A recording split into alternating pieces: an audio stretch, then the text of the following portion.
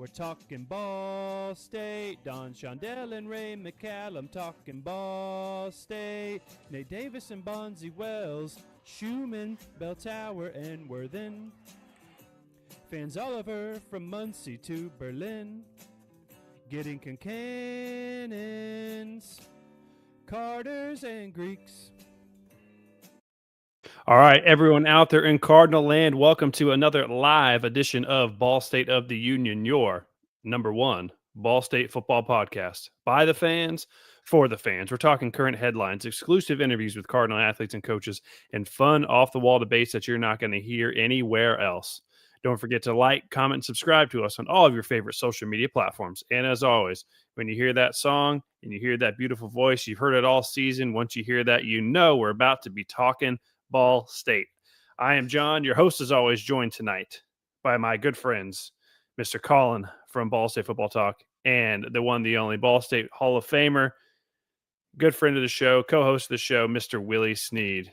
Boys, we've been down this road many times this year. This is our last recap of the 2025 Ball State football season. Hopefully it's a great show. We appreciate everyone out there joining us tonight on this Sunday evening. Again, not a very fun game yesterday, but we're going to get into it here in just a second. And so I want to remind everyone out there, if you're watching along and you want to join in on conversation tonight, please be sure to put in your chats and the questions, comments, whatever you got for us, wherever you're watching the show, whether it be on Facebook, whether it be on YouTube or Twitter, and we'll read them all at the end of the show. So, guys, it was a tough one yesterday. We're going to get into that here in just a minute, but I just want to say I appreciate you guys sitting down with me a couple times a week this whole season, and it's been great. I know, Colin, you were with me a little bit last year, and Willie, you kind of jumped on during the season. So I just want to say thank you guys. I'll start with you, Willie. How do you think the season went, just getting on here and talking ball with us? Yeah, I had a great time, man. I mean, the season was up and down, and we had to give different takes for, different weeks. Some great, some frustrating, but overall, I thought it was an awesome experience just being on here with you and Colin. Just me coming in week two, it was awesome just to transition in. You guys made it real easy for somebody like me who just has never done a podcast. But as the weeks went on, it got easier and easier. But at the same time, it's like, we're not getting the results we want from the team, so it's kind of hard to talk Ball State ball when we're talking about losses or frustrating losses, like, or even the victories were fun, But it's like, at the end of the day, it's like you got to talk with the bad with the good with the bad. But it's been a good year. I've had a lot of fun doing it. Mm-hmm. Yeah, we appreciate you coming on. Obviously, it's a big boost to have someone of your stature on there, and someone Colin and I are both big fans of. So we appreciate you coming on with us, Willie. And hopefully you're not going anywhere anytime soon. Hopefully we can keep you around for a little while longer. I know you got some plans out there, and hopefully you're able to do some stuff here in the future. But hopefully we keep you here talking ball with us for a long time coming. Colin, we're about 1 year in now. We're about 365 in. I know we started right around this time last year. Give me your thoughts on the show this year before we jump into Miami. So for myself, there's just nowhere I'd rather be. John and I, we had that interview, the first interview we ever did together. I think it was Holiday Wish List. And right after, John's like, we got to do this together. And I don't have anything more important going on than this. I live and breathe and die Ball State. But for like someone like Willie, who's in high demand, it's just an honor to have been able to share this time with you on the podcast and really become one of my better friends in my life. So it's just an honor to have Willie, and we're going to keep doing this Ball State of the Union thing. And the growth this year, John, has been Hmm. crazy. So we got to continue it and just keep building. Yeah, like you talked about the growth, I'm very happy with where it was before the season started. I set a goal of hitting that 300 subscriber mark over there on YouTube, and we hit that. So we hit that, a couple weeks ago. So appreciate all the fans out there. We appreciate your support. Let's get into a couple pieces of business, and then we'll jump into the game yesterday. Maybe a couple other things about college football in general. So the first thing, as always, it's holiday time. People are buying presents out there. Be sure to visit our friends over at The Shop Indie. That's www.theshopindie.com. Excuse me. Use that code BSUnion at checkout, and you will get free shipping on your order. They got tons of Ball State stuff for all the Ball State fans, or for all the Ball State fans in your life.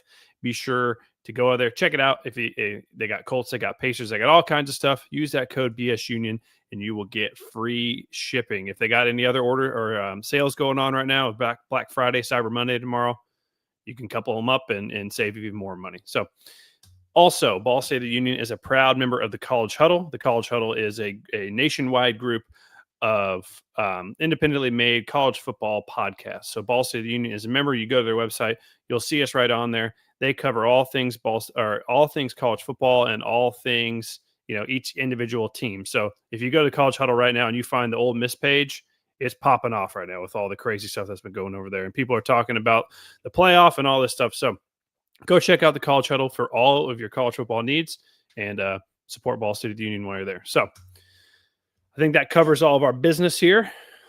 Let's jump into yesterday. Another forgettable game, I would say, in my opinion. Before we jump into kind of the stats and what we thought of individual, parts of the team, I'll start with you guys. Colin, I'll go to you first. What's kind of your initial takeaway here now, a little over 24 hours away from Ball State losing the Redbird Rivalry Trophy once again? My initial take just for this game, this Miami, Ohio versus Ball State game, was we kind of saw a bit of a flip. Normally, our defense was, what we could rely on week in, week out, and the offense was kind of struggling, and the defense would drag them along and make the game close. But yesterday, Miami, Ohio's offense just shot out of a cannon, 21 points in the first quarter. We kind of kept up a little bit, like Miami of Ohio scored a touchdown, then we scored a touchdown, then Miami of Ohio scored a touchdown, and we kicked a field goal, but we just couldn't keep up with that rate that Miami of Ohio had. So overall, I think that would be my initial reaction is this was just a flip from the rest of the year, really. It was the offense kind of came to play initially, and the defense did not, and that kind of held us out of the game. By halftime, it was really not all that close. Mm-hmm. Willie, same thing for you. We saw this game go down yesterday. It kind of went how you and I thought it was going to go. But with that said, what's kind of your takeaway from what we saw yesterday?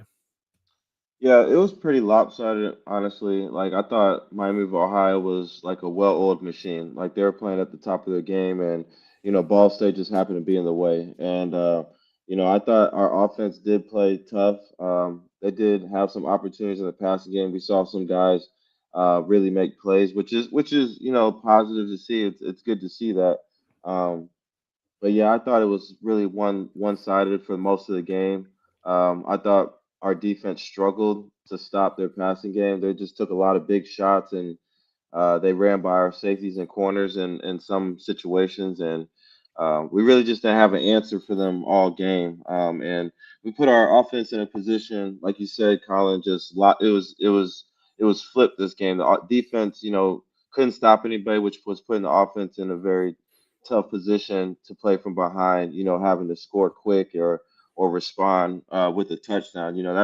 That's tough to do. Especially when our offense has been struggling passing. So, um, definitely thought the guys fought offensively, defensively. They got all they can handle from Miami of Ohio. They were just playing at the top of the game. They had a lot to play for, getting back to a MAC championship. So yeah, Ball State just they were just in the way of a really good team trying to do some special things. But yeah, it was tough to watch, honestly. Mm-hmm. Yeah, and it kind of went how I thought it was going to go. I thought it would be Miami would just get up by a very substantial amount, and Ball State would kind of cut into that lead late, kind of whenever the game was really over. And that's pretty much exactly what happened yesterday. Obviously, Ball State scores 14 points in the fourth quarter. So seeing 24 points scored by Ball State, you might think, oh, that's awesome compared to what we've had recently. But again, it was much too little, much too late. So we'll kind of dive into the stats here. So again, in case you missed it yesterday, you didn't miss much, but Ball State loses the Redbird Rivalry Trophy once again to Miami of Ohio by a score of 45 to 24. Miami of Ohio is up 38-10 going into the fourth quarter. So, like I said, Ball State did score 2 touchdowns there, but the game was all but wrapped up at that point. A little bit better of a passing game yesterday from Kyle Kelly. 14 of 23 for 177 yards, 2 touchdowns. They spread the ball around a little bit. We had Donovan Hamilton, 4 catches. Eric Weatherly finally kind of broke through a little bit with a big gain and had 3 catches, 54 yards and a touchdown.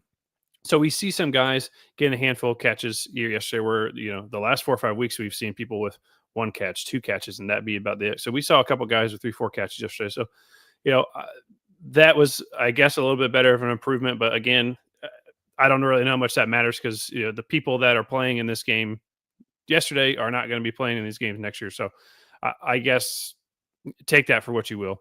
But, Colin kind of hit it really, the hit it right on the head. The yesterday was a flip, and things really flipped yesterday where the defense was the one who was not really keeping us in here and kind of letting Miami score at will. You know, anytime you give up over 200 rushing yards in a game, not going to be good. But then, we're looking at Kyle Kelly, 4 fumbles yesterday. He doesn't lose them all, but 4 fumbles yesterday. The offensive line gives up 7 sacks or 6 sacks, whatever it was. So just overall, a tough day and for pretty much everybody from start to finish for the most part. So, where do we even go from here? I guess we just go right to the offense now. Willie, is there anything that you saw yesterday that was uh, a bright spot or something you're excited about for next year? Or is just kind of the same old that we've seen here the second half of the year for Ball State? Yeah, it's a little bit of that, but honestly, I thought we have some things to look forward to going into next year. I think the run game is going to be really strong. We have hopefully all our running backs come back. I think Bates, the young running back, showed that he can really carry the load in some situations. You got T.J. Horton, you got Quay Ashley. All of those guys are juniors, so they could be coming back. So I think our run game is going to be strong. Weatherly had a good game. I know the other receiver, 88, had a pretty good game. Hamilton, Hmm. and those guys are young, so you got those players to look forward to coming back.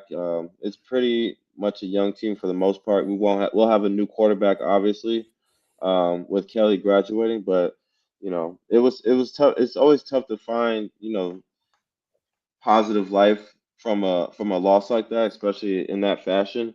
But I really think, honestly, year two of Coach U's program, um, we should see some leaps forward. Obviously we have more wins than we did last year, which is a plus. But I think year two we should see a major jump in this offense. Um, and hopefully in the portal we be able to get some guys and kind of build on the defense too, because the defense played well this year for the most part, at least in the second half of the season. It's just offensively we have to be able to grow. We have to be able to find a quarterback to be able to take control of this offense in this system that Coach U wants to run, and get the playmakers more involved along with the run game. Hmm. Yeah, and Colin, same kind of question to you. Offensively, again, most of the people that we're seeing, playmakers, quarterback, think guys of that nature, not going to be back next year, whether they're graduating, leaving the transfer portal, whatever it may be. Is there anything you hang your hat on from yesterday, or is it just kind of like, okay, we're on to the 2026 season now? The thing I can take into 2026 from this last season is some of our like running back positional players, and then a couple wide receivers actually that are young. I thought did good. Quay Ashley has a chance to come back next year. Whether he hits the transfer portal, we'll see. But it was nice to see him come back after 2 games, out with injury, and really just sacrifice his body, go in there. It's the last game of the season. You really don't have a ton to play for other than the Redbird rivalry, so it meant a lot to a fan like me to see Quay Ashley say, you know what, I'm going to suit it up. I'm going to go in there. And while I was watching him, I don't know that, he looked 100%. So it is encouraging to see that. And then TJ Horton. TJ Horton really had a great year all year. He was steady. Jalen Bonds, a guy that really got his first play last year. I think sorry, not last year, last week. Hmm. I think he's a freshman out of Cathedral. Last week, if you watched the Together episode, he dislocated, I think it was his shoulder. They popped it in, and he went right back in the game and had over 100 yards total. So stuff like that really is encouraging to see. I mean, if we get two of those guys back next year, TJ Horton, Jalen Bonds, or Quay Ashley, Jalen Bonds, whoever it is, we could still have a deep running back room. And that's nice to see. Donovan Hamilton, hopefully we get him back. We're going to lose some guys that I have, a lot of respect for, like Keon Magwood. Ty Robinson's been with us for a while. So we are going to lose some pieces, but what I take from it is there are a couple position groups offensively that'll still be deep next year. What needs to change in general is this offensive scheme. I've got a stat for you guys. My buddy told me this yesterday while I was watching the game, and I just want Willie's take on it, your take on it, John. This year, Kyle Kelly had 211 rushes for like 804 yards or something in that realm. I made sure and checked this with Mick Tidra. NIU's running back. Guys, we know NIU was a run first team. They only threw the ball like 8 times against us, ran like 300 yards on Ball State, something like that. NIU's number one running back had 196 rushes. That means Kyle Kelly had 15 more rushes than their number one running back. So something is just not right in this offensive philosophy. You cannot do that consistently and have it work. Teams figure that out, midway through the year and just immediately just put a squash on it. So we need to work on the scheme because that just can't continue. Mm-hmm. Yeah, and you bring up an interesting point because one of the things that I was thinking and been thinking for a while now is how they're going to retool this offensive line because clearly with the scheme that they're trying to run and the players they had this year, it was not working. You saw the rush yards per game kind of dip and go down throughout the year, especially from the running backs. They had a couple of games where they really went off, but a lot of it was Kyle Kelly, and a lot of times he was just kind of running for his life for the most part, whether it be he's holding on the ball for too long, he's not making throws, or the guys aren't blocking well enough. So I'm curious to see if you broke down all those rushes you're talking about, how many of those were design runs for him and how many of them were, I got to get out of here because I'm about to get smoked. So, I'll be interested to ask Chris Radican. He's going to be coming on Wednesday with us to kind of break down this season as well. And he's obviously a former offensive lineman. I'll be curious to ask him what his thoughts on the O-line for this year and how they fix it going forward because, Kyle Kelly being the most, I think he was by far the most sacked quarterback in the Matt Collin. You can correct me if I'm wrong, but I believe I saw that. So that's obviously a big thing.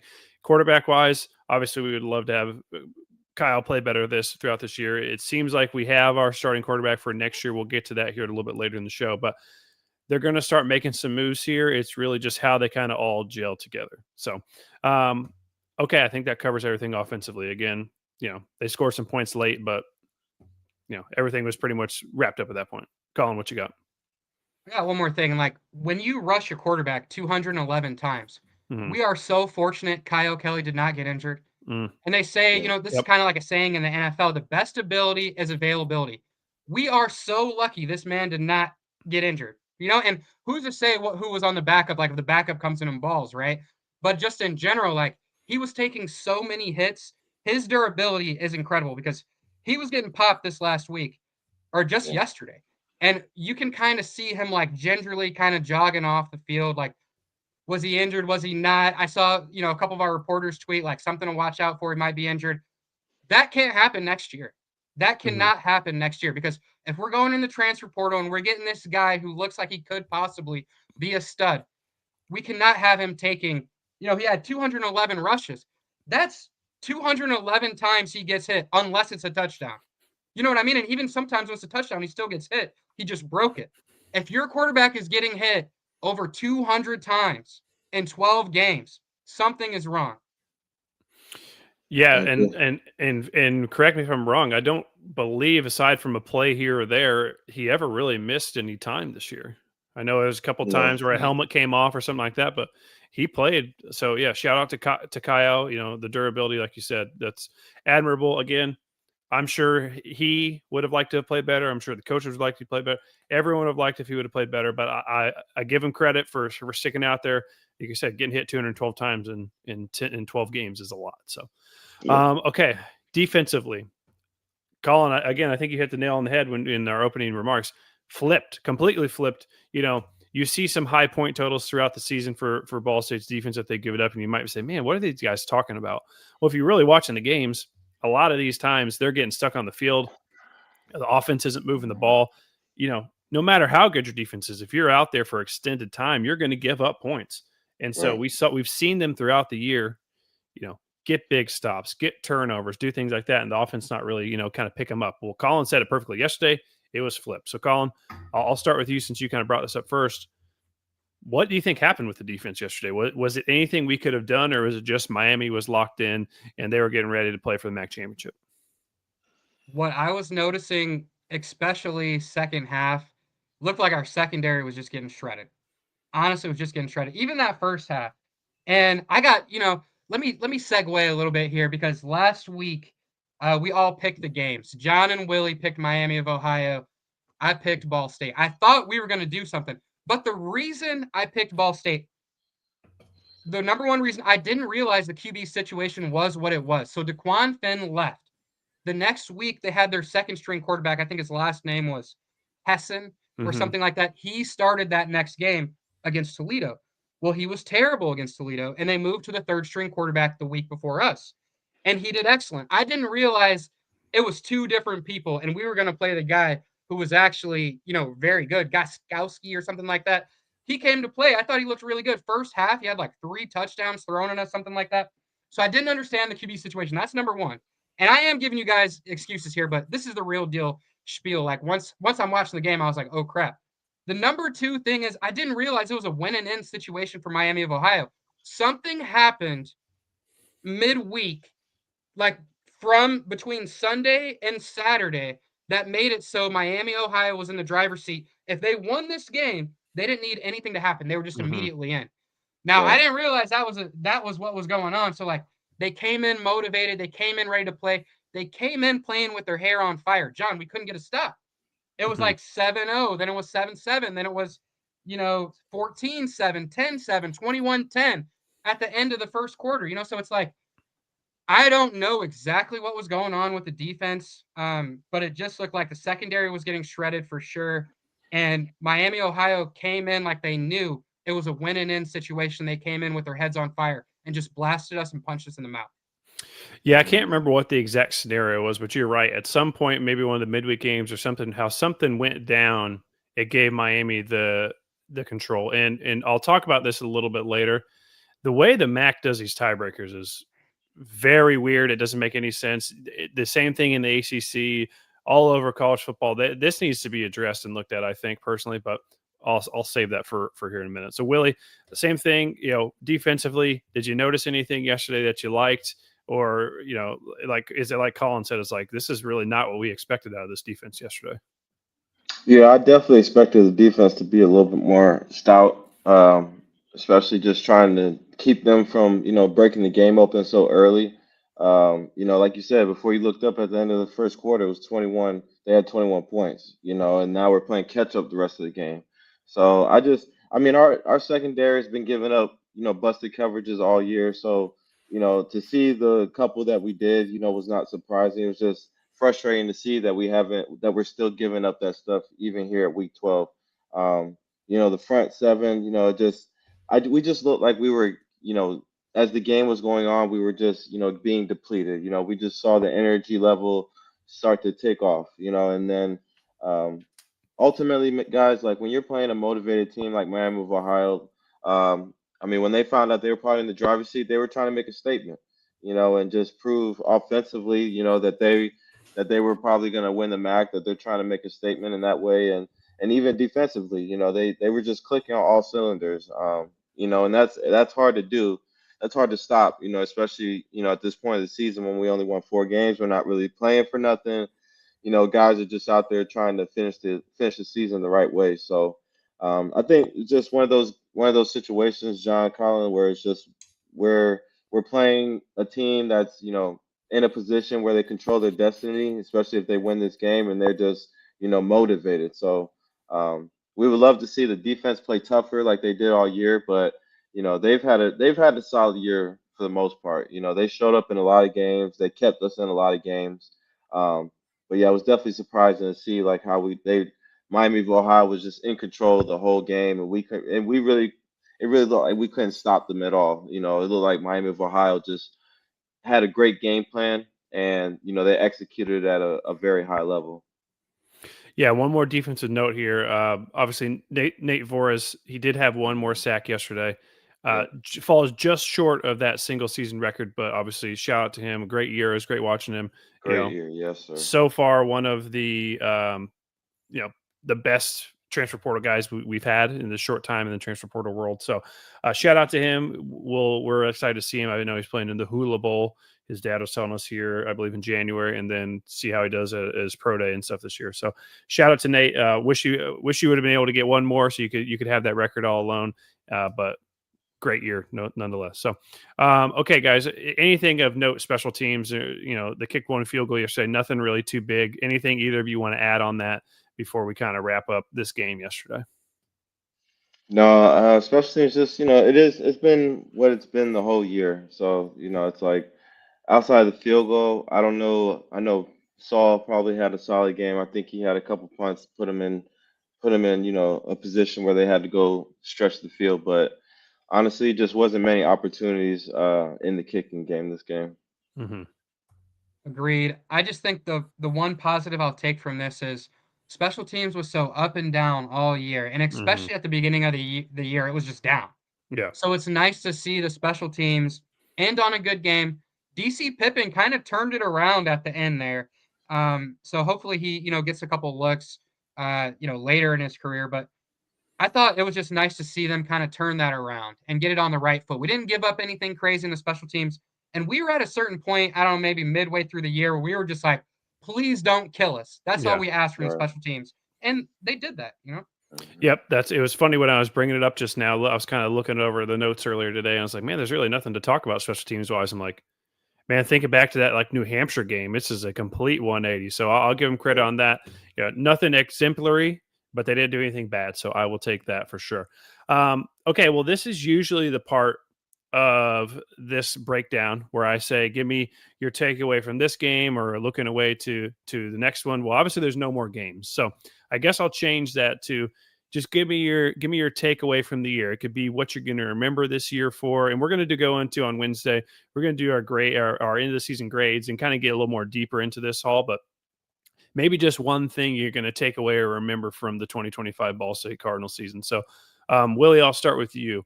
5 years, 10 years down the road, someone talks about the 2025 Ball State football Cardinals. What will you kind of remember about them? The one thing I will remember is that they played tough at home, and we just could not figure it out on the road. It was a disappointing season overall, but I thought this team had a lot of talent. I just thought we fell short in a lot of games. We didn't finish the right way. We didn't figure out how to play well on the road.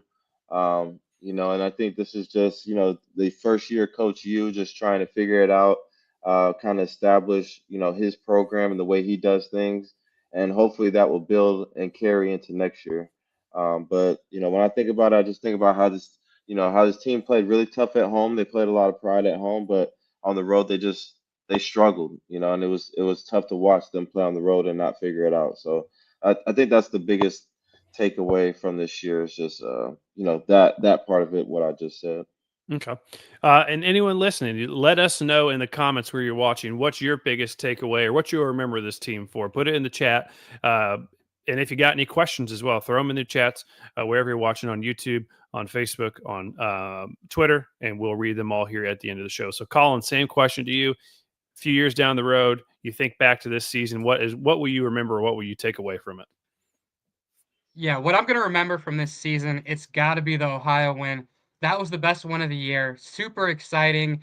And I still can't get that picture of our AD Jeff Mitchell jumping up, punching Mm-hmm. the air, like seeing our AD care as much as we care really means something Hmm. to me. So that'll be what I remember. But my takeaway for the year, John, is I think we got the right coach.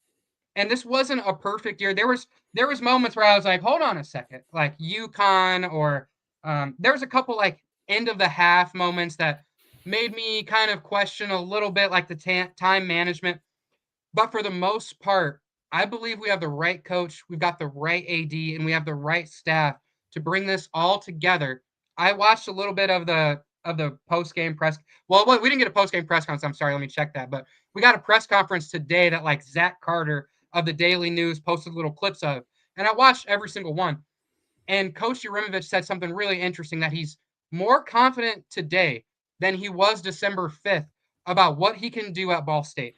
So I'm going to take his word for it. And I think my takeaway from this year is that we do have the right man for the job. Before I get into mine, I have a comment on the press conference situation because for the past year now, I've heard Colin complain about it. And in the back of my mind, the whole time, I've always just kind of been like, okay, dude, it's not that big of a deal. But I'm finally willing to say that I'm on Colin's side with this. Here's why. So, Ball State men's basketball today played a game against Lemoyne University at a small tournament in Lafayette or Easton, Pennsylvania, wherever that is. So, very small venue, very small, whatever. They had Coach Lewis do his post-game press conference, and it is immediately uploaded for people to watch right away. You can watch it right after the game.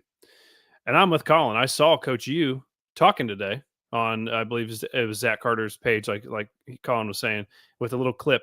I'm like, okay, let me go to the YouTube page, watch the whole thing. Nowhere to be found. I don't understand how Ball State basketball, which has a much smaller staff, can get that out right away, and the football team can't. I'm not saying it has to be live. I don't understand how it can't be out right now. And I'm with Colin. It's the end of the year. The season's over. I want to hear from Coach U. And the fact that that is not out there yet, and we're going to have to wait till probably tomorrow. I'm with you, Colin. I think it's crazy. I think it's crazy. I'm with you on that one now, so. Let me touch on that, John. Let me touch on that. It's the last game of the season. Not only do I want to hear from the coach, I want to hear from Nate Voris, who just got 12 sacks on the year. How's he feeling? I want to hear from Kyle Kelly, the senior quarterback that we'll never see again. I want to hear, what does he think about the season? I want to hear from Keon Magwood, who went through everything 2020 till now. Like, I want to hear from whoever. You know what I mean? And like, the reason we're so successful is because they don't do that. You know what I mean? Like, people have to come to Ball State of the Union to hear people talk about Ball State. You can't even listen. You can't even find the quarterback. You cannot find the quarterback talking about the game. Like, that should be automatic. As soon as my team loses and the season's done, head coach come up here, quarterback come up here, answer some questions. That's so simple. And to be fair, I think they did. It's just there's no way to watch it. I just don't know why you can't watch it. Yeah. This is what they tell me is that when you go to places like Kent State or you go to places like UMass or these Eastern Michigan, they don't have rooms for them to do it at, right? That's what they say. So when it's a away game, just know we're not going to get a press conference. Even though when teams come to our house, we have a spot for you to do a press conference at. So if John Steinbrecher ever sees this, get it together, man. Get it together. That's why NIU doesn't want to be in the MAC. Because we can't even, if NIU goes to a game against Kent State and their players play their ass off, they can't watch a post-game press conference. But in the Mountain West, maybe they can. Like, I think that's a plus. I think me and you are now complaining about two separate things. I'm complaining that the fact is they had a press conference today and we still can't watch it. That's the part that I'm complaining about. When you're complaining about when it happens, I'm saying they clearly did one. We've seen clips of it, but there's nowhere to go and watch the actual thing. That's the part of that. John, what you were complaining about adds insult to injury to me. Yeah. Because after the game, there should already be something. I shouldn't have to wait until Sunday to hear something from the coach if the game is on Saturday. But if they're going to do something on Sunday with the coach, post it for everybody. How easy is that? Like, go to YouTube, put it up there. It's already recorded. Yep. So, okay. We went on a rant there, but I finally had to say I was on your side. Willie, I assume you cannot care any less about the press conferences. I never was one of those guys, honestly. I do what I'm supposed to do. I'm here because so I don't get fined. That's right. Good stuff. Marshawn.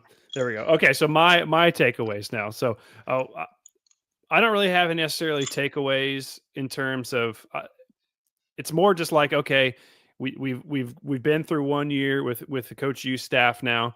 He's gonna go into a full cycle of recruiting high school guys, a full cycle of the transfer portal. He's not going to be rushing to anything.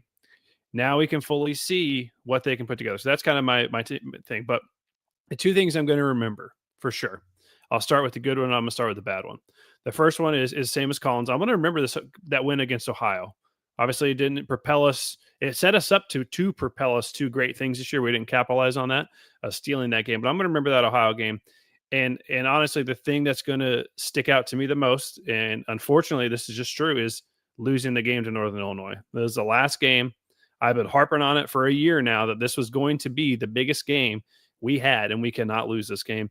And unfortunately, we did. And so, sadly, Like the Ohio game, I'll remember fondly. Nate Vora's coming in and playing for us, I'll remember fondly. I'm going to remember the Northern Illinois game as a longtime Ball State fan. I'm just going to remember that forever, really, until we have a chance to win that trophy back, which could be never. We don't really know at this point. So, unfortunately, if that's too pessimistic for people out there, I don't know what to tell you, but that's kind of what I'm going to remember going forward from this season. So, all right. That's, I think, about enough on the Miami game, unless either of you have anything else from it.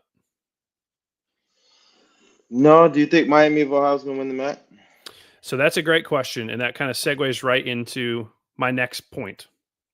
So Miami of Ohio gets into the MAC championship game with a win against Ball State yesterday. Now the controversy here is, I believe they had the identical conference records as Ohio and Toledo, and Ohio and Toledo both beat Miami of Ohio. But somehow Miami of Ohio is now getting into the MAC championship. Colin, can you explain this to me at all? Explain it to me like I'm 7. I can. So I was confused. I reached out to the good people at Mac Sports Connection for explanation. The too long didn't read explanation I got was since Toledo and Ohio never played and both lost to Western Michigan, while Miami of Ohio beat Western Michigan, that's what happened. That makes no sense. So, yeah, I know it's ridiculous. And apparently in their podcast, they complained about it because Toledo and who's the other team that got screwed? Ohio were 8-4. Miami of Ohio was 7-5. But obviously only the conference counts. Right. So they're all 6-2 in conference. And Toledo and Ohio didn't play each other, but played Western Michigan and lost to Western Michigan. But Miami of Ohio beat Western Michigan, and that's how they decided. It's garbage, John. It's garbage. And you would think the head-to-head would just eliminate Miami, and then they would do a tiebreaker between the other two. Right. Yeah. Right. That's what they should do. So, Willie, does that make any sense to you? It doesn't make any sense to me. It's like, but it's like between Toledo and Ohio. How do you tie break it? A flipping of a coin? It's like you gotta put yourself in their shoes, right? Like what do you do, right? And the fact that Miami of Ohio beat Western, and Western only has what one MAC One loss loss. Yeah, Mhm. one loss. to Miami of Ohio. So it's like you have Yeah. to give, you got to find a way for those teams to separate, right? And I think yes, Miami of Ohio lost to both of them, yet they don't have the better record. So you would think they would be out. But both of those teams that you're putting over them lost to the team that they beat that's playing the MAC championship, right? So it's like it's confusing. It sucks because it's like you don't have a real solution for that type of scenario. But I just don't understand how how Western Michigan comes into the tiebreaker here. Right. They have nothing to do because it's not East and West anymore, is it? Yeah, no, it's just No. overall. So like I get that we're saying that's a common opponent that they beat, but the common opponent should just be each other. I don't understand how Western Michigan factors into this. Yeah, I get that, but I don't understand how they come into it at all because the other teams in this scenario played each other. Well, when they're not doing the East and West thing again, like when I was playing, Western Michigan would be the outright, and then it would be the best team out of the East. And most of the time it's the team with the best record, and then the tiebreaker is like, who has the best win, right? Who has the worst loss, that type of deal. So, but I didn't know when did they break up the East and West thing, and it just was like, the top two teams play. I think it was either last year or this year. It's fairly recently. Pretty recent. Oh, really? Yeah. So yeah, see that messed it up. Yeah. So okay. So I guess it goes back to your original question, Willie. Who wins the MAC championship? Either Western Michigan or Miami of Ohio. Willie, I'll start with you. Who are you taking in the MAC championship this weekend or next weekend? I've seen both of them play, and Western Michigan just looks like the more tougher, dominant team. But Miami of Ohio's offense is explosive, but I don't know how far they get with a third string quarterback. I think the third string just had a great day against Ball State, and if we know Ball State secondary, it's struggled all year. It's given up a lot of busted coverages to teams that like to air out the ball. So I think I'm going to take Western Michigan because they look the best, just out of the teams that I've watched, the MAC schools. So. I think they're going to pull through, and it's kind of amazing to hear, to see Western Michigan being in the MAC championship and possibly winning is mind blowing. Yeah, I think Western Michigan was kind of a forgotten about team coming into this Hmm. year. The Yeah, the line looks like it's Western Michigan minus 2.5, so I think they're expecting a close game. yeah, But yeah, I tend to agree. Really, I think Western Michigan was the best team that I watched Ball State play this year in terms of the MAC teams. right. I'm a lean Western Michigan as well. Colin, what about you? We're gonna make it 3 for 3. I'm going Western Michigan. I was at that game, front row, had the parents yelling in my ear, telling me it's about to be a long day for you guys. So Hmm. I'm gonna go Western Michigan, 42-0 blow in person. Seeing that sticks with a person's brain. Also, I just don't think Miami of Ohio should even be there. So for me to pick Right. Miami of Ohio, it's like plus they're a rival. And no disrespect to them, they got one of the top 3 coaches in the MAC. Chuck Martin he's a dog, but yeah, I'm gonna go Western Michigan on this one. All right. Well, congratulations to Miami of Ohio on winning the MAC this year. Then, since we all picked against, since we all picked, That's so how it goes you know, sometimes. Shit. I'm excited to watch that game. You guys want to talk about any other of these conference championship games this weekend? There's obviously a couple other good ones out there. Since there's not much any more Ball State games to talk about next week, we have a couple other notes we'll talk about at the end of the show. But we'll talk a little bit more college football if you guys want. Sure. Sure. Yeah, go ahead, man. Okay. All right. So the other, scenario out there that makes no sense to me, and again, either of you could chime in if this makes sense. This ACC championship game, Miami clearly seems to be the best team in the ACC. I would say most people would probably agree with that. Maybe some people think Virginia is, but how in the world 7-5 Duke made their way into the ACC championship game makes absolutely no sense. Same thing. There was like a crazy tie, and somehow Duke gets in for whatever since like Boston College beat Syracuse or something like a 1-win team beat a 3-win team. It boosted Duke up, and it makes no sense at all. So this is an interesting scenario that I will pose to you two. This has been something in the back of my mind for a couple of years now, and it almost happened last year, and it all can happen. It's even more likely to happen this year. There is a chance if Duke wins and beats Virginia that we will see 2 group of 5 teams in, because I do not think that they will put I don't think they'll put Duke in over James Madison, assuming James Madison wins their conference championship as well. So, if that happens, how quickly are they going to change this rule to where they won't let 2 G5 teams in again? That could I change think really fast. instantly, because this almost happened last year with the ACC championship as well. Because Clemson, if you'll remember, they kind of jumped in and beat SMU in that championship game, but I don't think they were ranked or anything like that. So there was a real chance because Boise State was already in, and Boise State was a very high rank. They ended up getting a bye and stuff like that. Right. But Clemson, and then also in the Big 12 last year, I think Arizona State was another one who was kind of like, Hmm. we don't know if you guys aren't even ranked, anything like that. So it's just kind of interesting. Do you think Duke has any type of chance to win this game this weekend? I think it's actually kind of a close line as well. It looks like that is about 2.5 as well in Virginia's favor. But I mean, I don't know if I'm Duke, if I'm scared of Virginia. Do you see Duke winning this game, or do you think Virginia pulls it out for either of you? I mean, I don't know a ton about either of them, but I just see 7-5 in an ACC team and just think you can't be that good. Yeah, they're so honestly, like Duke is they play good football in conference. They're 6-2. So Mhm. like there's like five teams that are 6-2 in the ACC, and Virginia is the 7-1. So I think like they all played each other and they look at the losses, and I think Duke was the one that slipped in because of Miami. Whenever Miami lost their games, it's like I think that plays in a factor. It's like when you lose these games matters too, right? Versus like early in the season versus halfway. And I think that's where Miami got hurt. But if I'm picking out of two, I think Virginia takes this, and I think Miami sneaks in the playoffs, honestly. I think Virginia wins the ACC and they're in the playoffs, but um I mean, it could be a scenario where Miami doesn't get into, and it's just that one ACC team that we're talking about that, do you let two in, right? Do you let them go? It's it's it's a hard scenario. That's why they want to expand the playoff to like 16 or Mhm. 24. You know what I mean? Yeah, teams like Miami, Notre Dame, some other teams like this kind of on the backside of this, they really need these favorites to win this weekend. Like, if you get a scenario where Duke wins, or actually, maybe not Duke, maybe Virginia, I guess either of those are bad for them.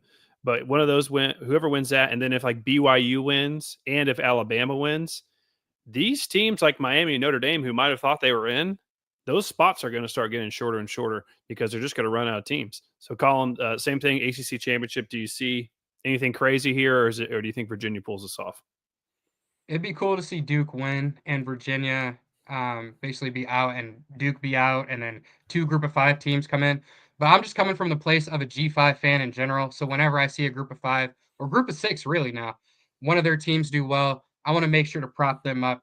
And really, I think the question what I'd like to see is more like conference winner automatic bids, even for the group of six. Like maybe we don't get all of them, right? But maybe three of the six best group of six conferences eventually get automatic bids. I think something like that would be nice because it seems like as a G5 or G6 fan, our opportunity to make a postseason run, something like that. And I know, non-Ball State fans are going to watch this and be like, why are you even talking about Ball State possibly being in the college football playoffs? Because if we were good enough, I would want us to make it, right? Mm-hmm. But all I see is the G6's role in college football shrink and shrink and shrink. And that's not really fair to the tons and tons of fans, even for big schools like Oregon State, Washington State, Tulane, schools like that see their role shrinking while these other schools are these fat cats like Michigan and Alabama are just getting more rich and rich and rich. So I'd like to see the G6 get a little bit more possibilities to have some involvement with postseason play. One is fine, I guess, like because the window's not closed, but it would be nice if maybe there was like 18 teams in the playoffs or 20 or something like that. Like, I think they have this kind of like disposition that it's watering down the playoffs. But if you look at the NFL, almost half the teams make the playoffs. So it's like Mm-hmm. it's I don't think it waters it down that much. You get exciting stuff like when the Seahawks were 7-9, and Marshawn Lynch does what he does, and the whole crowd erupts.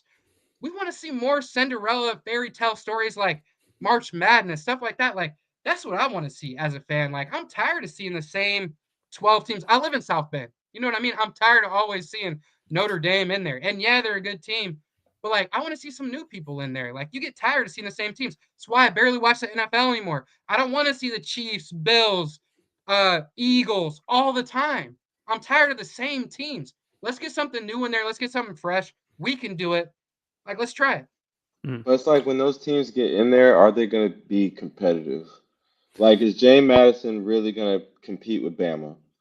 Mm-hmm. It's like, is that like, yes, they get in, it's a feel good moment, but when they actually play these teams that are getting NIL money, like the LSU's of the world, the Florida, the Bamas, the Georgias of the world, like, is a Tulane really going to step in with Georgia and give them a fight? Like, it's hard to imagine, right? Like, can you imagine Ball State, going to Oklahoma and Mm-hmm. Norman and playing Right. for a playoff spot? Like, I think if they do that, I think if they did expand it, I think they would have to like knock off these uh, out of conference games. Mm-hmm. Because it's like you have to shorten the season in some way because if you're going to play more playoff games, you got to be able to find a way to like not extend the season into like February, right? So you got to be able to knock off like these out of conference. Like we wouldn't. It would just you would probably play one game, one like kickoff classic game. Like how the beginning of the year you get all these matchups like the Texas and Ohio States of the world, right? You get that Mm-hmm. matchup, and then you start conference play. Boom, right into it, and then by the time what 8 weeks go by, we have a definitive idea of like who the good teams are and who the teams are that are going to make the playoffs. And I think that's when we should just jump into it. Everybody else play bowl games that don't make the playoffs. I think that's a good structure if we're trying to expand to give more teams that opportunity of maybe two teams from each conference get into the playoffs, right? Like maybe the top two teams get into each conference and they play it out that way. Like there's so many scenarios, but I do think they should expand it to give other teams, the opportunity to sneak in if a Virginia loses, right? And Duke might not slip in, but maybe Miami finally slips in, right? Because I know Miami's hoping Duke takes care of business because I think they would be the team that slides in over anybody else in the ACC. Well, the only thing for Miami that they have to worry about in that scenario is they take what is it, the 5 highest ranked conference Hmm. champions. Hmm. So if that's the case and Duke does win, I think that's actually bad because then that means that an ACC champion probably won't be present, Mm. and then that's going to take away a spot from them. So, Right. Colin, I know you had something as well. Yeah, Willie kind of touched on this a little bit. He said if we expand the playoffs, then maybe we shorten the season and there's no non-conference games. My only problem with this is Ball State is one of those teams that survives on Yeah. those non-conference paychecks from the Auburn, from the Purdue, places like that. So we need at least one Yeah. to really Yeah. survive. So we Mhm. get that $1 million paycheck. Now, another thing Willie said here when he's talking about the playoffs, can a Tulane really compete with Alabama or something like that? Now to address that, like if you don't want the G5 sprinkled throughout the regular playoffs with the big boys, we'll call them. Maybe you have two sides of the bracket, right? At the top, you got your Alabama, your SEC, the Big 10, ACC, Big 12, and then at the bottom here, you got your G6. Now, once they play through those playoffs, what if the winner of the G6 then entered at a certain time? Maybe we'll say like the final eight for, there's 7 teams left or something like that. Maybe then they enter the playoffs after working through an already G6 playoff. Like maybe 8 teams enter, and then one team gets to, after they win it, gets to go to, wherever it is, like play the Rose Bowl or something like that. I Right. think that could be something if you flesh that out properly that gives maybe 6 automatic bids to G6 teams, and then you Right. get two, maybe extra teams, and then the winner kind of sneaks in somewhere into the playoffs. That way you don't have all these college football fan bases that are just like, well, what are we doing? Like Mhm. I guess we don't have a shot at this, and then we're all just relegated to a bowl game. Even though I Mm. love bowl games, I still think it'd be nice to have something. Mhm. Yeah, I mean, I can definitely, most people are not going to like this as Ball State fans and Group of Five fans, but I see a very real world where there is a separate playoff at some point. Not saying that that's what I want, but can see a world where that happens and they just kind of cut the G5 out completely and kind of tell them to go do their own thing like you do with the FBS and the FCS. So I can see that. And then you guys talking about those bye games. I think what we're going to see is not a shift away from bye games for like a Ball State against Ohio State next year. I think we're going to, unfortunately for the fans, we're going to see a shift away from the Ohio State versus the Texas because now Texas is running around saying, "Hey, we got 3 losses. We beat some great teams, but we're not going to Yeah. get in now because we lost to Ohio State week 1. So we're just Right. not going to play Ohio State now." I Yeah. can That's see my that point. happening. Yeah, and I can Hmm. see Ball State now because if you remember, and Willie, you played there, so you remember this. We didn't always have 2 games against these big time schools. Sometimes it'd only be 1 a year.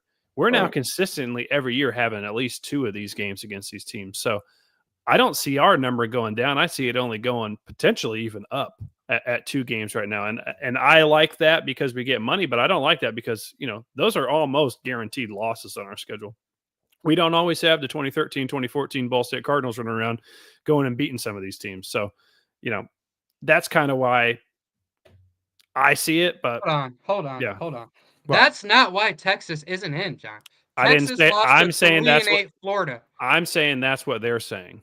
That was bad. Right, I know, but Yeah. everybody wants to pitch it like, oh, well, then Yeah. we're not going to play Ohio State anymore because, listen, if you lost to Ohio State and just lost one other SEC game, you'd be fine. The SEC is going to push you in there because they push everybody in there. They want 5, 6 teams. They want everybody in the playoffs. Texas isn't in because they have the worst loss of anybody in the top 15.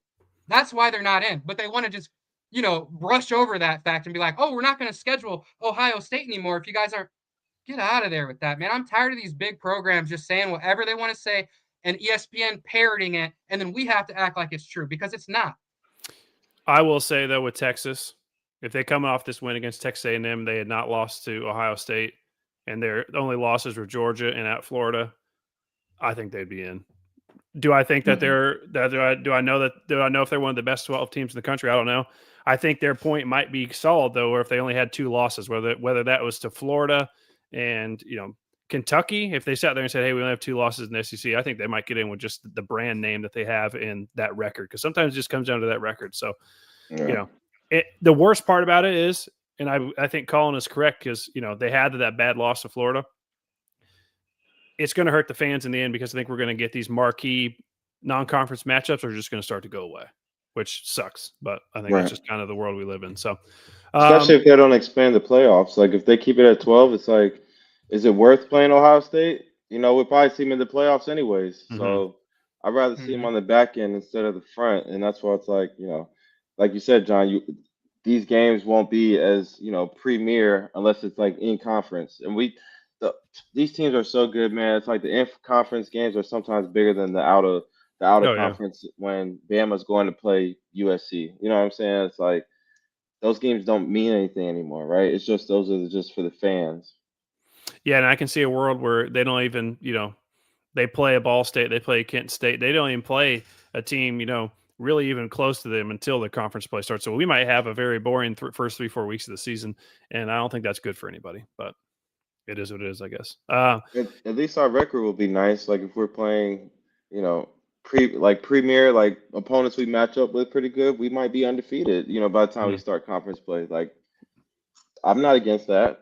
Yeah. Start building it up. All right. Speaking of G5, Tulane, North Texas. Sorry, this is the big game. This is a weird one though, because both coaches have taken jobs elsewhere.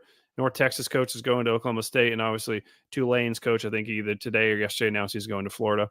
I have a strong take on this game. Do either of you have any inklings on where you think North Texas and Tulane ends up? Because I think whoever wins this is pretty much guaranteed to be the G5 guaranteed representative in the playoff.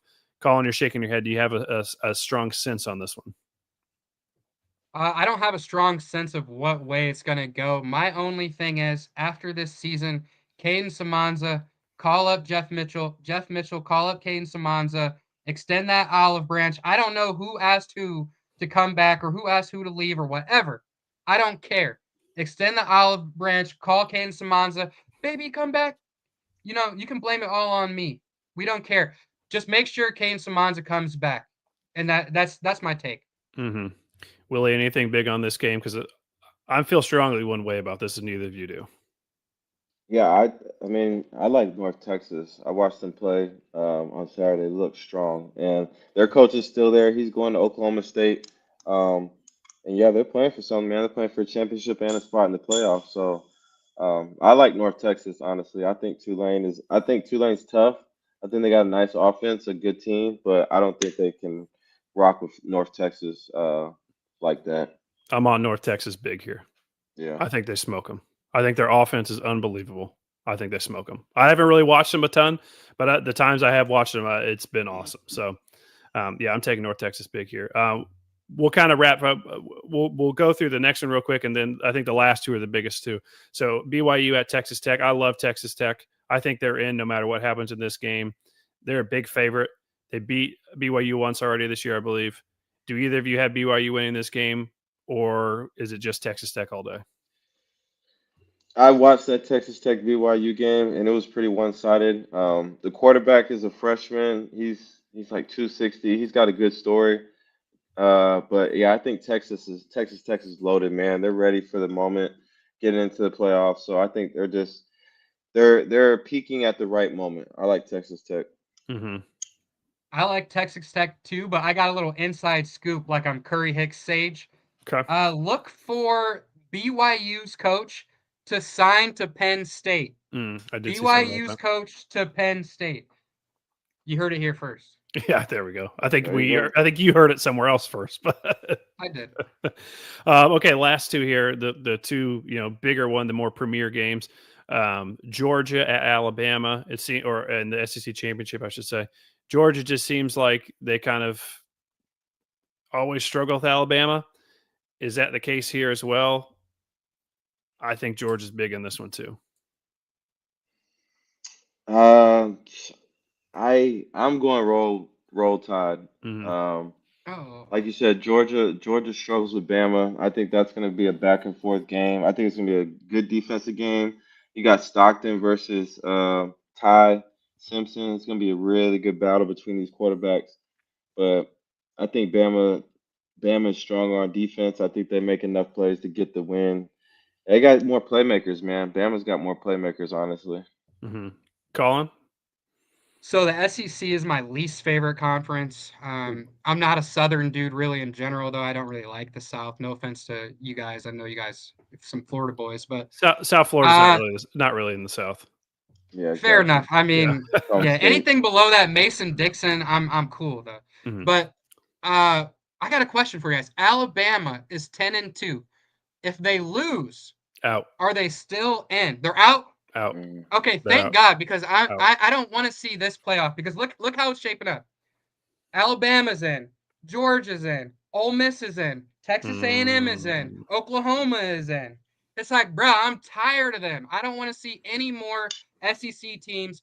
Get Alabama out of there. I got Georgia. Are we positive Ole Miss is in? Well, I mean they should be, but this playoff committee is nasty. Like They're how number they did 6 in the nation, man. They're number 6 in the nation. We'll It's like, how do see. they not make it? They did the same thing with Florida State a few years ago in the 14 playoff. Undefeated Florida State. Quarterback goes down. They kick them out even though they're undefeated. I could see a scenario where they do the same thing, especially if some things unfold this weekend where certain teams win or not. But yeah, I'm on Georgia. I think Georgia is probably probably the third or fourth best team in the country, and I think they're going to prove it this weekend. Okay. So the last one, the big one, for where Ball State is in Central Indiana, right down the road at Lucas Oil Stadium, the Ohio State Buckeyes against the Indiana Hoosiers. I'm going to save mine for last here. Willie, I'll start with you. Who do you have winning the Big Ten championship on Saturday? Man, it's been like this since I was at Ball State. FIU, man. I'm taking Ohio State all the way. Jeremiah Smith, Tate goes crazy. Shane is gonna have a great game. I like Ohio State big. All right, Colin. Listen, I'm an Indiana boy, South Bend raised. So I actually disagree with John said. Georgia's a top 3 team. My top 4 teams, Ohio State, IU, Notre Dame, and then 4. I mean, actually, I don't even care. 4, I don't even care. Those are my top 3 teams. So I'm going to go IU. I got my IU brothers. They watch this. They come down to Ball State and watch games with me and support me. So I'm support them. Shout out to IU, man. Big Kirk Signetti guy. He's really doing it. And I don't think we've seen anything like this. And I'm tired of Ohio State, if I'm being honest, just like I'm tired of the SEC.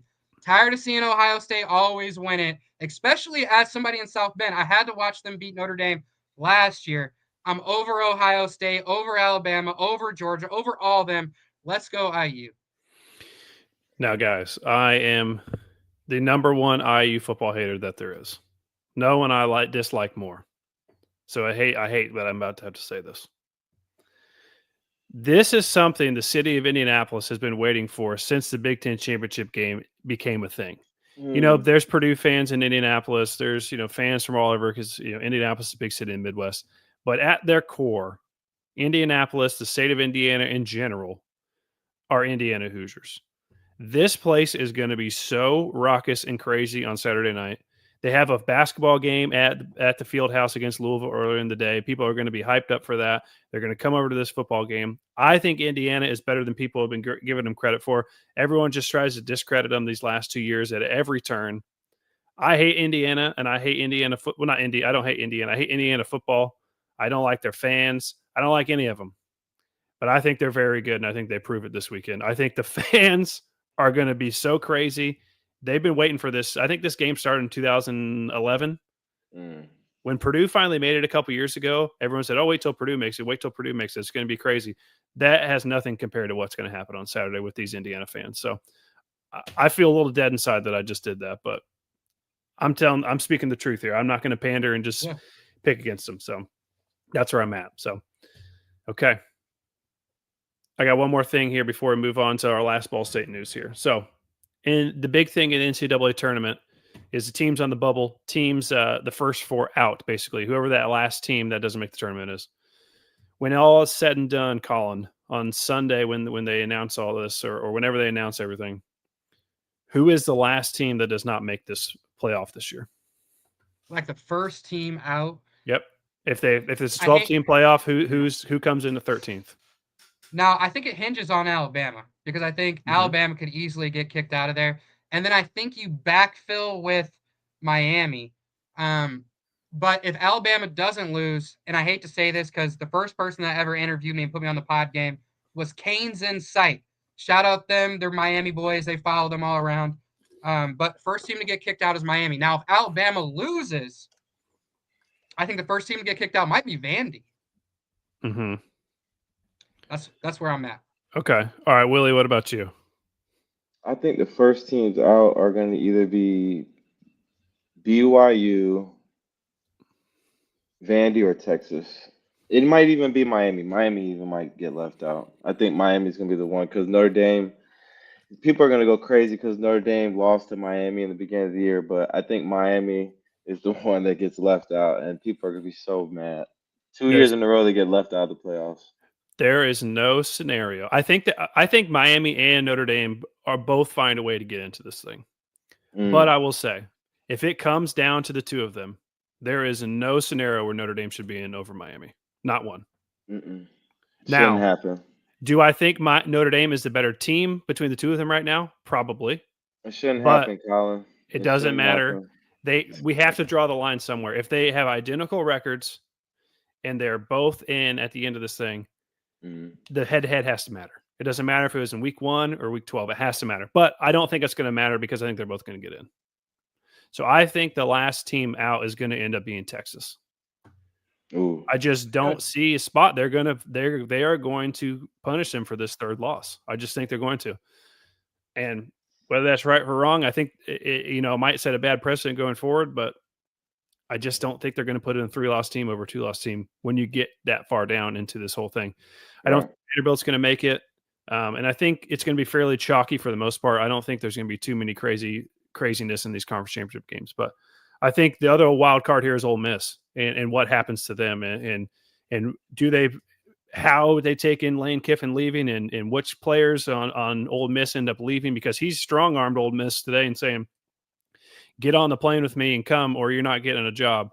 So I assume the player situation is going to be fairly similar to that. So, Ole Miss is a wild card here. Should they be in? Yes. But again, they did the same thing to Florida State a few years back. So that's a quarterback versus a coach. So who knows how that's going to go, but it's going to be crazy. It's going to be crazy. So, all right, guys, I got one more thing here before we get to the listener questions and wrap up. So again, a big thing coming into the year and a big question mark even still now with Ball State football is this quarterback position. I don't think it went nearly as well as people were hoping this year. It seems like they have found the heir apparent. I would assume if you're signing someone this quickly after the season ends, or even really before the season ends, you're going to be planning on playing them next year. So let me pull this up here and give you guys a little bit of what I found, and you tell me kind of what you've seen or heard so far. So it looks like I said Ball State has their quarterback from Concord University, Tyler Mazzell. He's coming to Ball State. So just under 3,000 yards passing and 26 touchdowns last year. I was looking through the stats and the box scores from some games. I haven't had a chance to watch a lot of the film yet so far, but seems like there's games where he can run decently well too. I saw some 70-yard games, some 80-yard games, even a couple like 130-yard game. And he got off to a very hot start passing wise this year. The first 5 of the 6 games this last season was over 300 yards, 389, 314, 350, 391, 326. So a vast difference in passing output that we saw this year. So again, obviously coming from Concord University, I believe is where he's coming from, to Ball State, big jump competition. But I like what I've seen on paper so far. Again, we'll see how it translates. But Colin, have you had a chance to look at Mr. Mizell at all, and what have you thought so far? I have. I watched the tape that if you go to his Twitter, you can find his highlight tape on there. It looks really good. He looks like a mobile quarterback that's pass first, which is kind of like the opposite of what we had here. I did look up his height, weight. Looks like he's only like 6 foot.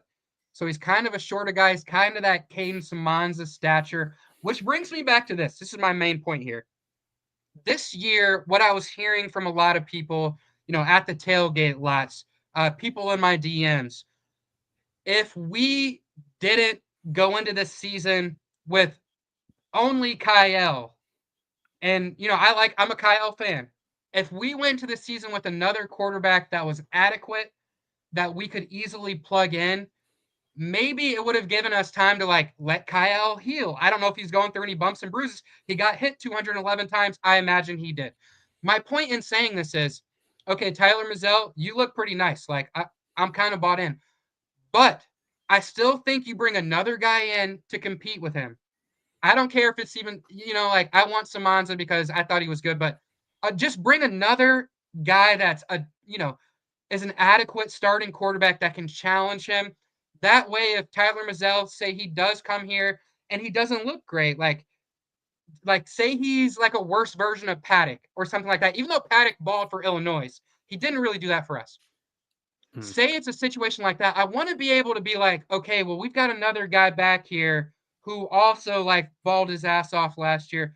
Maybe we can plug him in. Do not go into the season with this being the only guy and the backup is like another Aiden Leffler or another like Walter Taylor that the coaches don't actually trust to put in there. I like this guy, but I'm just saying, make sure we get another one too. Willie, does this signing do anything for you, or is it like a kind of a wait and see approach once we get out in the field next year? Nah, yeah, I think it's something we're gonna look forward to in the spring, kind of see like how that plays out. Because I feel like our quarterback room is gonna be competitive. I think, like Colin said, this is gonna bring a guy in there to shake up the room. Because I think Taylor's in the room. The backup number 15, I forget his name. He throws a nice ball. There's a young rookie. I mean, there's a young freshman from North Carolina. I know him very well and his name is Cam. He's got some spin to his ball too. He's just very inexperienced and young, and I think he's going to be someone that we can keep an eye out for because he's got all the tools to be a great quarterback. But I think their room is going to be nice. It's just going to be interesting to see how the spring plays out. It's going to be a good quarterback battle.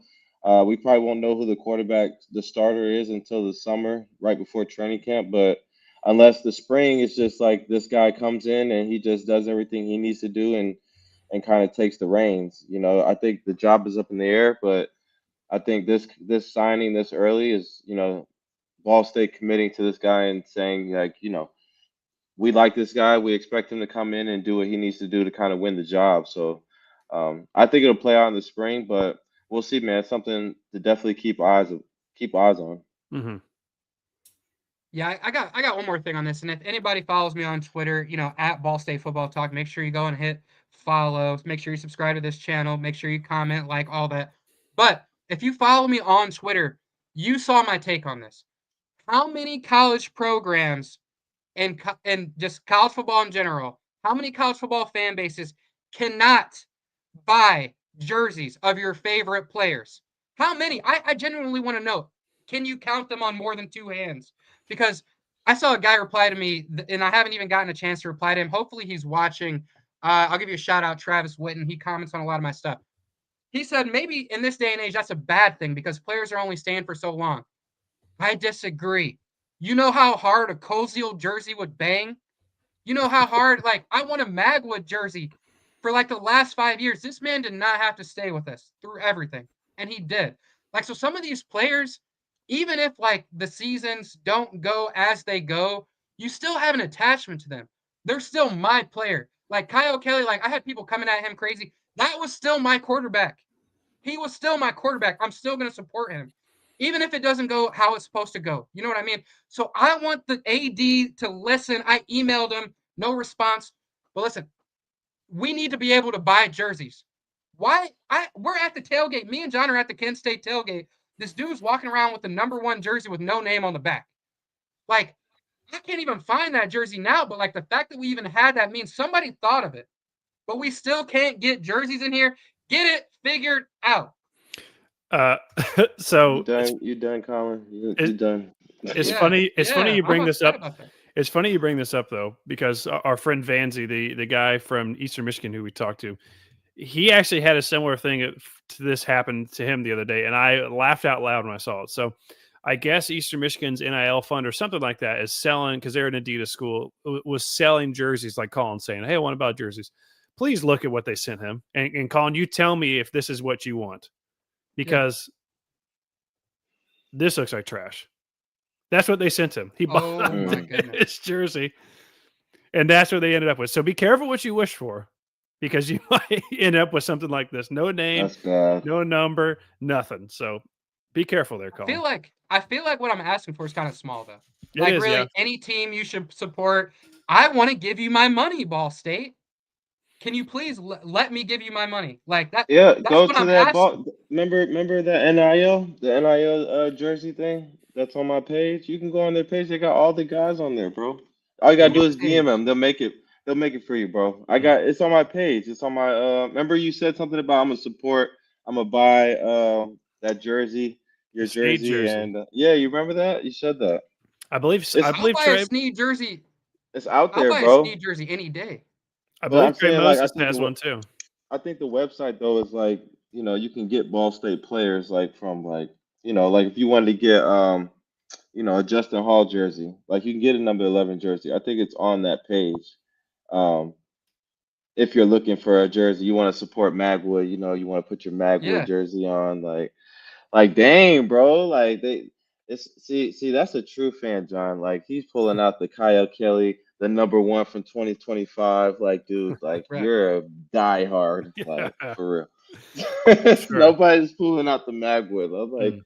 who? For real. Nah, that's my guy though. That's my guy, bro. So yeah, shout out to him again. We were both, me and Colin both talked about it. We were talking about what we remember that catch against Ohio to get that Oh nice man, win there. So all right, legendary. guys, this has been a good show. Let's get to our fan questions and comments, and we'll wrap this thing up here on this Sunday night. Again, we appreciate everyone watching along with us.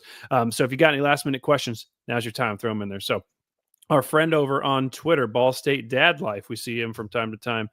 What is a fair expectation for next year at this point? More wins, better offense?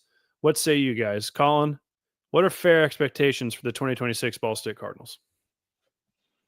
Listen, fair expectations. I honestly think it's a bowl game.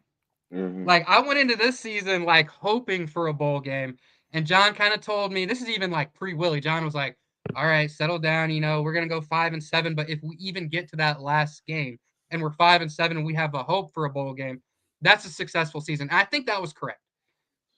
I think now we're at the point like, Coach, you will have a full season to recruit. Last year he got in there December 5th. He didn't even have a full season to do that. I think now it's fair to say the expectation is to go 6-6. Okay. Willie, same thing for you. Yeah, I definitely agree. We should definitely be a bowl game contender. We were in a lot of games this year. We were in position to even go to the MAC championship at one point. So I think, Right. after this year, I think year two, Coach U should be a lot better. I think on the low end, we get 7 wins. And I see us getting at least, we can get up to 9, 7 to 9 wins. That's kind of like where I think we should be next year. Just if we're able to recruit a lot of players, if we're able to bring in some players to the portal, could kind of beef up our O line and D line, um, and kind of solidify the secondary. I think we got enough weapons on the offensive side of the ball to kind of push to do some great things next year. So I'm saying at least 7 to 9 wins, definitely bowl game, possibly MAC championship if they do what they need to do. Mhm. Yeah, let me think here, because I know the non-conference schedule is tough again next year. I know we're at Ohio State, we're at Northwestern, and I believe we're at Western Kentucky as well, which is not a pushover game by any means. So I think what a fair expectation is, if let's see, we went 3-5 in the MAC next year, I think you have to at a minimum have a winning record in the MAC next year, because that would put you theoretically right around that 6-win mark if you can get there, because obviously you assume you're going to beat. I believe they play Stony Brook as their non-conference game. So having a winning record in the MAC next year, I think, solves these problems, and that's my expectation next year, because went 3-5 this year. I don't think this is the roster, if they could start from scratch, that they would have picked. I think they kind of just had to piece it together, like Colin said, getting in there around early December. So I think if they have a chance to put this roster together how they want, and like Willie was saying, they were in a lot of games. Now they Hmm. played some very bad games as well, which is concerning, but they were in a Yeah. lot of games with kind of a roster that they just inherited with a chance to put their touch on it a little bit more. I think by the time they get into MAC play, I think an expectation is to be over 500 in the MAC. And I think if you do that, I think that gets you to that 6-win mark. Yep. The question is, how many games are going to be away? Because I saw this stat. It was like since 2023, we're 2-17 in the MAC. Mhm. Or I like away. We're 2-17 Yeah. away from home. I'm sorry, I butchered that, but that's dreadful. And I understand that existed before Coach U got here, but he's got to fix that. That's the first thing we got to fix is like we cannot go 0-7 away from home. Right. Yeah, I can tell you right now, obviously the MAC's gonna be split 50-50, but road wise next year non-conference, 3 out of the 4 on the road. So, like you said, that was a lot of stuff pre-coach you, but unfortunately they did not help that statistic at all this year going 0-7 on the road or whatever they did. So, um, yeah, so we'll see. That's a good question there. Our buddy Shay, schedules need to be based on the previous year's results. That way, Western Michigan isn't playing UMass next year and allows for better teams to have common opponents. Now, I think this was easier to do in the division era because you can kind of match across on divisions. So I don't know how you do this. I don't know if you just whoever the number 1 team is, you make sure they play the number 2 team. 3 plays 4. I don't know how you do it, but that's a thought process. I would like to play UMass. I'm on record saying that I would like to play UMass next year. Well, yeah. I'd like to So, take candy from a baby. I mean, yeah. Shay is correct, bro. Like, why do we play Toledo and Miami of Ohio every year? We got to play the 2 dogs in the MAC every year, man. And like, we didn't play Bowling Green, we didn't play UMass, we didn't play the 2 worst teams, but we got to Mhm. play Toledo and Miami of Ohio every year. Kills me. Yeah, and you just never know who's gonna be good. Obviously, those teams are Right. generally good, but, Mhm. Bowling Green could have been awesome this year, and we could have been lucked out by not having to play them. So, yeah. Shay had another one here talking about our college football discussion. How does Lane Kiffin not get the right to coach his team through the playoffs? College football needs to implement a rule where you cannot talk to a coach until the season ends. So, Yeah. Shay, I can tell you exactly why he's not coaching the team. I'll give you an analogy right now. I know you're a married man. Let's say you went out there, and I'm not saying you would do this, but let's say you went out there and you found yourself another lady. And you come home and you say, hey, you know what? I'm going to go ahead and I'm going to go move in with this other lady, but I'm not going to do it for like another month. Can I stay here for another month? I think your wife is going to say, get the hell out of here. Um, did either of you think he was going to be able to keep being the coach while he was the head coach at LSU as well? I think there was no chance that was going to happen. I mean, I feel conflicted about this because the coach at North Texas is going to be the head coach for Oklahoma State, and he's coaching, his team in the Same thing with championship right now. Tulane as well.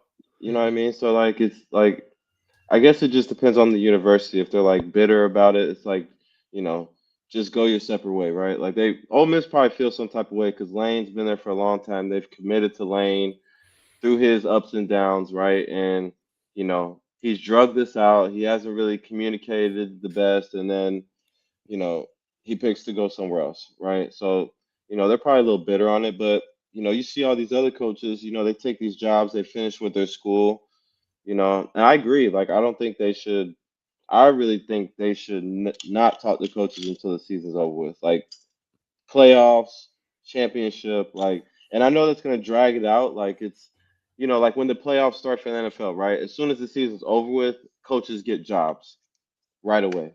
You know what I'm saying? But the playoff teams, those coaches don't get to be, interviewed until like later in the process. So it's like they gotta find out a way to be able to interview these coaches without pulling them from the team before the season's even over with. Because like, a lot of these teams are gonna play for like 3 or 4 more weeks, and it's like now they're like in limbo.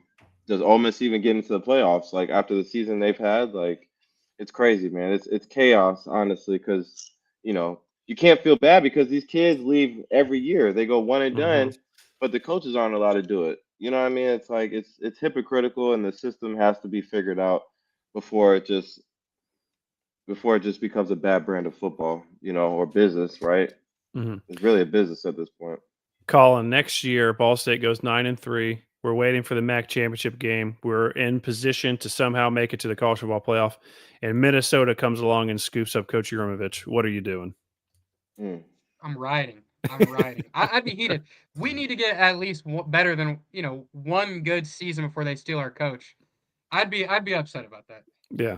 Yep, I would be too. So, our friend Ollie over on YouTube. I am both an IU and newer Ball State fan. Why the hate towards IU? I see Purdue and Notre Dame as more of an opponent. So, That might be true potentially for some people, but people my age and Willie's age, and this even really predates Colin a little bit, so it's kind of like a sweet spot here.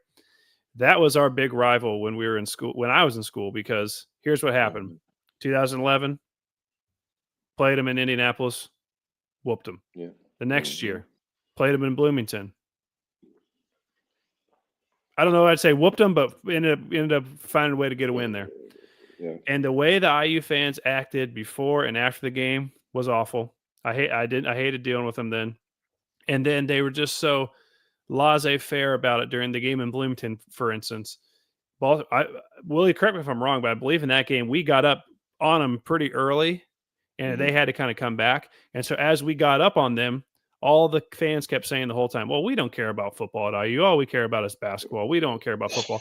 Well, then when IU takes the lead later in the game, you'd think, they just won the lottery. They're jumping up and down and doing and high five and doing everything. It's like, okay, well, 20 minutes ago, you told me you didn't care about IU football. And now it's like the best thing ever. So I never liked them. I never liked dealing with their fans. And we had beat them previously as well in 2008 or 2009. So we were on a 3-game winning streak with them. And then they canceled games on us and wouldn't play us anymore when we were good. So I've never liked them for that. IU basketball fans, I don't really care. I'm not a fan of IU basketball, but I don't really care about them as much, but just IU football fans. So I hate that they're good now, but I think they're actually very good. Willie, I know you probably feel the same way between IU, Purdue, and Notre Dame. You probably like IU the least, I would assume. Yeah, definitely the least. I never played Purdue, so I don't have any ill will feelings towards them. And Notre Dame, they're a legit school. I think they're all right. But yeah, IU, we just don't like them. I don't think it's a hate thing. It's just, I don't care for them at all. And I'm 2-0 in my career against IU, so I can hold on to that. But I agree with everything John said. I think it's just more like when we were around, it was just a IU versus Ball State thing, and we got the better of those guys when I was in school. So those wins look pretty sweet now, right? Yeah, they look great. They look wonderful. Colin, do you have anything you want to say here? Do you want to try and convince people to dislike Purdue the most? Yeah, I think that's just natural. Like, if you're in Indiana, you should dislike Purdue the most. I just think they're the least likable school in Indiana. But with that being said, I've got my bachelor's from Ball State, a master's that says IU on it. So I can't necessarily hate IU. I live in South Bend. My wife works at Notre Dame. I'm an Indiana boy. You know what I mean? We're talking about if I had to pick, two teams after Ball State, you're talking about my two favorite teams, like Ball State, Notre Dame way below, like 100 times below in the cellar, but still Notre Dame. I talked to Marcus Freeman before. He was super classy, treated me with respect. My wife loves him. Yeah, it's just, naturally Purdue is just kind of like they got a big drum. It's kind of like the nerdy school. They're good at basketball, and like who really cares about basketball like that? Like, no offense to John. And actually, this guy likes basketball too, the guy that asked the question, so no offense to him as well. But yeah, I just Purdue's the least likable just naturally. So I just feel like that should be everybody's least favorite Indiana school personally. I got to say that's one of the crazier things you've ever said. Notre Dame is by far the least likable of teams for anyone in Indiana. They're the pretentious, stuck-up school. Now I understand why you like them because you live in South Bend and your wife works there. But Purdue is also the snob, kind of a snobby school in terms of academics. But that's crazy. Notre Dame is by far the worst one of the three. But Purdue's snobby and doesn't deserve it. Well, that's fair too. At least, yeah. Okay, fair enough. All right, so we'll wrap this up here. We got a couple more. Mr. Szymborski over on Facebook, Colin. Ball State Threads is where you want to go. So if you want a Lucas Szymborski jersey, go check out Ball State Threads. There you go. There you go, Colin. And then also, he's expecting we better go bowling next year. I would tend to agree. Last one from Shay over on Twitter as well. Willie, you can chime in on this one. He was talking about coaches leaving. We win the 2013 GoDaddy Bowl if Coach Skrosky doesn't leave for Elon. What do you think about that? I definitely agree with that. Yeah. Skrosky was a madman. He was a mad scientist. He definitely left us hanging. But Skrosky earned it, man. He earned that job, and I love that guy. Mm-hmm. He would have definitely made a difference for sure. For sure. All right, last one for you, Colin, here for Mr. Szymborski. He just puts Notre Dame. Real. That's real. So there we go. All right, guys, this has been great. Any last comments for anyone out there? Willie, I'll start with you. Anything else you want to say to the fans out there before we wrap up? No, man, I appreciate you guys. Appreciate you guys hanging with us this season. It's been awesome. Like, subscribe, comment, man, do all that stuff. Continue to support Ball State of the Union. We'll be around through the rest of the college football season. So keep, chiming in with us. Keep bringing the comments and the good talk, and we'll continue to push Ball State content out there, and as well as college football in general. Start branching out here and show you our diversity, how we can continue to talk Ball State and then branch out and talk college football because we like that. We built like that. Mhm. Appreciate you guys again, man. It's been an awesome season. All right, Colin, last things for the fans on this Sunday evening. Yeah, great episode. Just want to encourage everybody to go over to YouTube like I do always and subscribe. It helps us a ton. Please subscribe, subscribe, subscribe. And that's it. We'll be back Wednesday talking with Chris Radican, the guy who actually calls the games, a Ball State legend in his own right. Never had a losing season, I'm pretty sure. And he calls the game. So just make sure you come in there. He's as informed as almost anyone on Ball State. I mean, he's got a live look at almost every game. So should be a great episode on Wednesday. Just make sure you guys come back and tune in.